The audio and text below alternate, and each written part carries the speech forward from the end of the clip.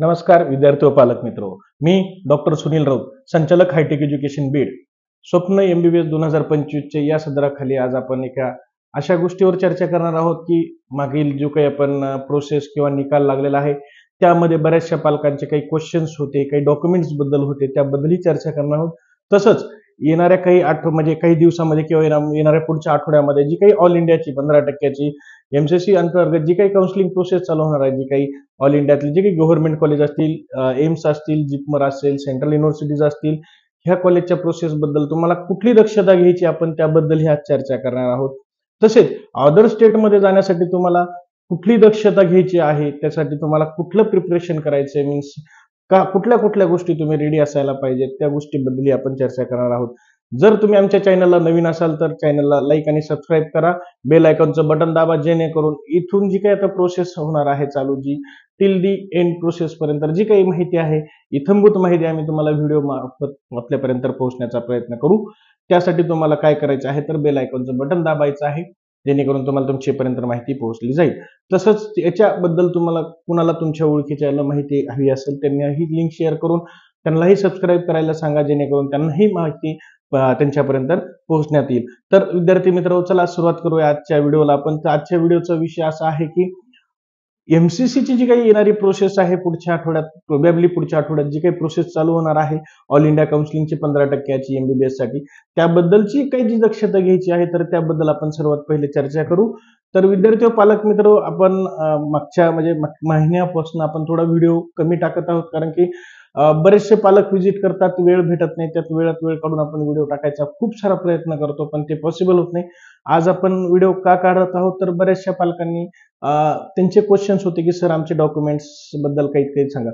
तर मेनली जे आपण आज डॉक्युमेंट बद्दल बोलणार आहोत की जी काही CET सेलच्या अंतर्गत आपण 85%ची प्रोसेस करत आहोत त्याबद्दल आपण आज चर्चा करणार आहोत. तर यामध्ये मेनली मला जे काही प्रॉब्लेम जाणवले किंवा पालकांनी दाखवले, यामध्ये असं आहे की SC-BC कॅटेगरीचे 10% जे रिझर्वेशन आहे, यांचं ज्यावेळेस रिझर्वेशन डिक्लेअर झालं होतं लास्ट इयरला, त्यावेळेस कास्ट सर्टिफिकेट आणि नॉन क्रिमिनल एकच इश्यू करण्यात आलं होतं गव्हर्नमेंटकडनं, महाराष्ट्र शासनाकडनं.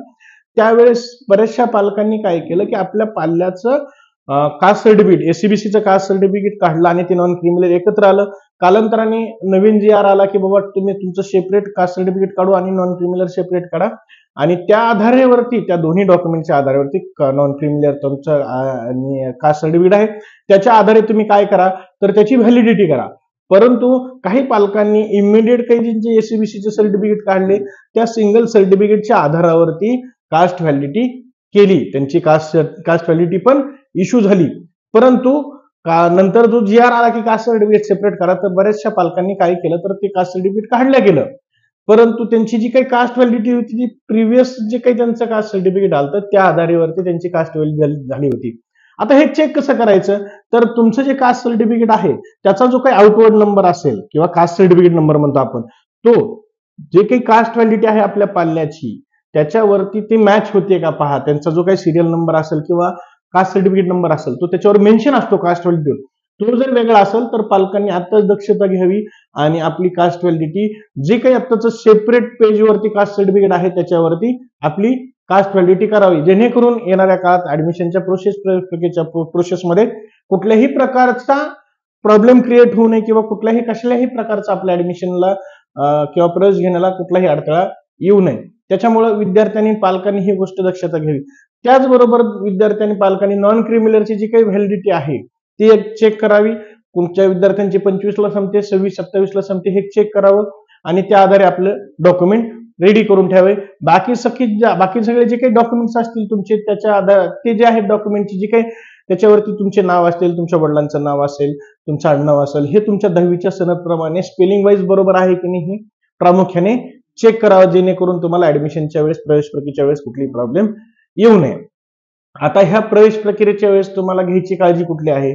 बऱ्याचशा विद्यार्थ्यांना MCCच्या प्रोसेसच्या अंतर्गत म्हणजे 15%च्या प्रोसेसच्या अंतर्गत काय करायचं आहे तर कुणाला डीम्डला ऍडमिशन घ्यायचं आहे, कुणाला एम्सला घ्यायचं आहे, कुणाला 15%च्या प्रोसेसमध्ये गव्हर्नमेंटच्या प्रोसेसमध्ये राहायचं आहे. तर याला एक पर्टिक्युलर प्रकारची अमाऊंट लागते जी की तुम्हाला त्यावेळेस रजिस्ट्रेशनच्या वेळेस लागते. तर आता मेनली आपल्याला बोलायचं आहे कुठल्या तर डीम्ड कॉलेजला ज्या विद्यार्थ्यांना ऍडमिशन घ्यायचं आहे त्यांच्यासाठी सगळ्यात महत्वाची प्रोसेस काय आहे, त्यांनी घ्यायची खबरदारी कुठली, की याची रजिस्ट्रेशनची प्रोसेसची फीस आहे 2,05,000 आणि त्याच्यावरती काय टॅक्स लागत असेल 15-16 रुपये किंवा 20 रुपयापर्यंत. हा जो टॅक्स आहे हे तुमच्या स्वतःच्या अकाउंटवरनच ते ट्रान्झॅक्शन व्हायला हवं. का व्हायला हवं, तर त्यातील जी काही 2 लाख रुपये रक्कम आहे ती सिक्युरिटी डिपॉझिट म्हणून जे काही एमसीसी घेतं ती तुम्हाला रिफंड येते. ती कधी येते रिफंड, जोपर्यंत एमसीसीची प्रोसेस संपते तोपर्यंत, त्याच्या संपल्याच्या नंतर तिथून पुढे 90 डेजच्या आत कधी येऊ शकते. भले ती प्रोसेस संपल्यानंतर 8 दिवसात येईल, महिन्याभरात येईल, 2 महिन्यात येईल, पण विदिन 90 डेज ती तुमच्या अकाउंटला क्रेडिट होते. आणि हे जी काही रक्कम कट करायची आहे किंवा ती ट्रान्झॅक्शन करायचं आहे शक्यतो हे तुमच्या फॅमिली मेंबरच्या तुमच्या अकाउंट मधनच कटायला हवं. का, तर येणारी रक्कम ही त्याच अकाउंटवर रिफंड येते.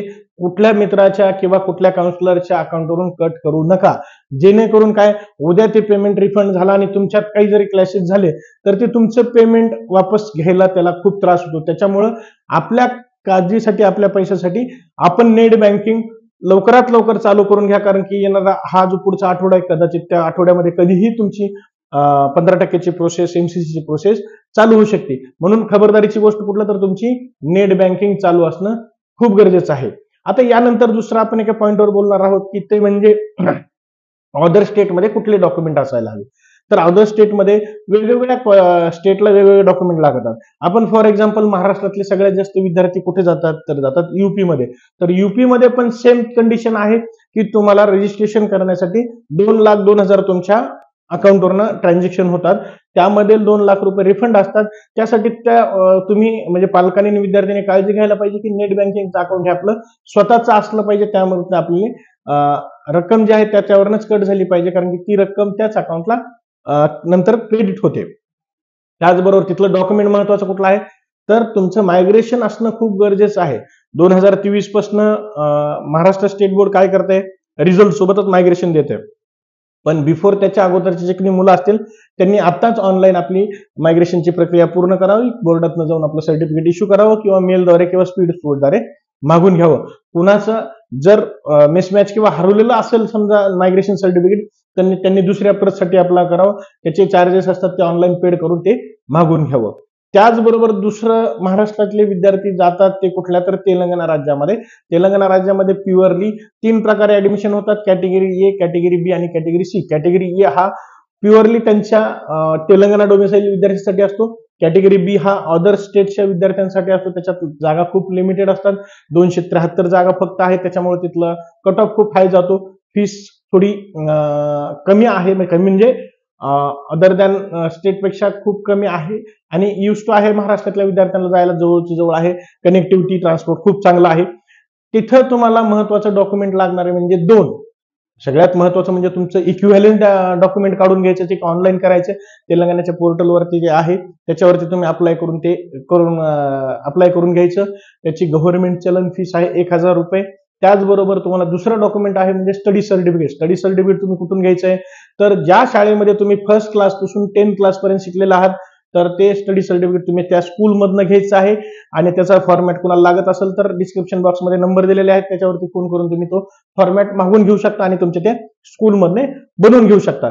त्याचबरोबर दुसरं स्टेट जे आहे म्हणजे कर्नाटक स्टेटला पण जास्त लोक प्रेफरन्स देतात. कशासाठी, तर एमबीबीएसच्या ऍडमिशनसाठी. तिथं तुम्हाला मायग्रेशन सर्टिफिकेट असणं खूप गरजेचं आहे. सॉरी, तुम्हाला एक सांगायचं राहिलं की तेलंगणा स्टेटमध्ये ए, बी आणि सी कॅटेगरीमध्ये होतात. तुम्हाला ए आणि बी बद्दलच बोललो. सी कॅटेगरी म्हणजे तिथं एनआरआय कोट्यामध्ये ऍडमिशन होतात. एनआरआय कोट्यामध्ये त्यांची फीस ठरलेली असती. बऱ्याच प्रकारचे त्यांचे पद्धत घेतात. कोणी वन टाइम पेमेंट घेतं, कोणी स्प्लिट मध्ये घेतं, कोणी पार्टली पेमेंट मध्ये घेतं. तर ह्या ज्या गोष्टी आहेत ह्या गोष्टी तुम्ही प्रॉपरली डिस्कस करून तुम्ही तिथे ऍडमिशन घेऊ शकता. तिथं सी कॅटमध्ये 1250 सीट्स आहेत. त्यामुळं बरेचसे विद्यार्थी लो स्कोरवाले ज्यांचे पेइंग कॅपॅसिटी खूप चांगली आहे असे विद्यार्थी ऍडमिशन घेऊ शकतात. त्याचबरोबर बऱ्याचशा विद्यार्थ्यांना वन टाइम पेमेंटचा इश्यू येतो. अशा विद्यार्थ्यांना तामिळनाडूचं एक चांगलं ऑप्शन आहे डीमचं. तिथं पहिल्याच राऊंडला कमी स्कोरवरती विद्यार्थी डीमच्या प्रोसेसमधून जाऊ शकतात. तिथेही कॉलेजला तुम्हाला अगोदर बोलून जी काही त्यांची फीस आहे त्या फीसच्या अनुषंगाने तुम्ही तिथं काही जी बार्गेनिंग करतात फीसमध्ये ती तुम्ही करू शकता. तो एक चांगला ऑप्शन आहे.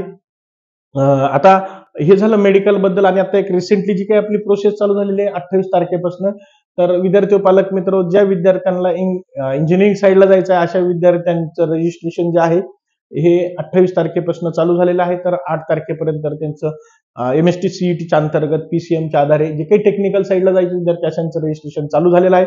त्यांनी ते रजिस्ट्रेशन करू शकता. तसेच 30 तारखेपासून 9 तारखेपर्यंत डॉक्युमेंट व्हेरिफिकेशनचे काही सेंटर्स असतील तिथं तुम्ही करू शकता ज्या विद्यार्थ्यांना जायचं असेल. अशाच नवनवीन माहितीबद्दल कोणाला माहिती हवी असेल तर डिस्क्रिप्शन बॉक्समध्ये आमची व्हॉट्सअप ग्रुपची लिंक दिलेली आहे, त्याच्यावरती तुम्ही जॉईन होऊ शकता.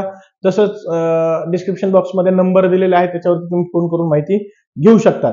आणि ज्यांना कुणाला पेड काउन्सिलिंग घ्यायची असेल, ऑफलाईन असेल किंवा ऑनलाईन असेल, अशा विद्यार्थ्यांना किंवा पालकांनी डिस्क्रिप्शन बॉक्समधील जे नंबर दिलेले आहेत किंवा स्क्रीनवरती जो नंबर स्क्रोल होत आहे त्या नंबरवरती तुम्ही फोन करून माहिती घेऊ शकता. आणि अशाच नवनवीन माहितीसाठी तुम्ही आमच्या चॅनलला स्टे ट्यून राहा. येणाऱ्या काळात आपण अशाच जे काही माहिती असतील त्या व्हिडिओद्वारे देतच राहू. फक्त पालक विद्यार्थी जास्त असल्यामुळं, बिझी शेड्यूल असल्यामुळे व्हिडिओ थोडा उशिरा येतो किंवा कमी आहे, कारण म्हणजे तेच आहे. पण त्यातली त्यात वेळ काढून आपल्यापर्यंत ही सगळी माहिती मी पोहोचण्याचा प्रयत्न करेन. आणि कुणाला याच्याबद्दल काही शंका असतील तर डिस्क्रिप्शन बॉक्समध्ये जे काही नंबर असतील त्याच्यावरती व्हॉट्सअप करून किंवा डिरेक्टली फोन करून विचारू शकता. तुर्तास आजच्या व्हिडिओला इथंच थांबतो.